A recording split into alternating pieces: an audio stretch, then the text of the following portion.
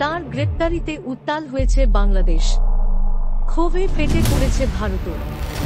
আর সেই হিন্দু সন্ন্যাসী তথা বাংলাদেশ সম্মিলিত সনাতনী জাগরণ জোটের মুখপাত্র চিন্ময় কৃষ্ণদাস কি জামিন পাবেন?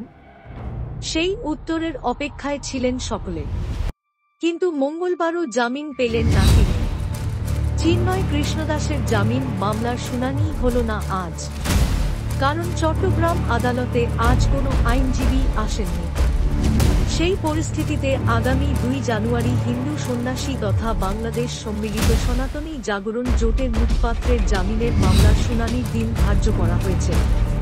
চট্টগ্রাম আদালতের সহকারী public prosecutor PP advocate Enamul Haque Dhaka সংবাদ মাধ্যমকে জানিয়েছেন, আজ চিন্ময় দাসের পক্ষে কোনো আইনজীবী আদালতে উপস্থিত ছিলেন না।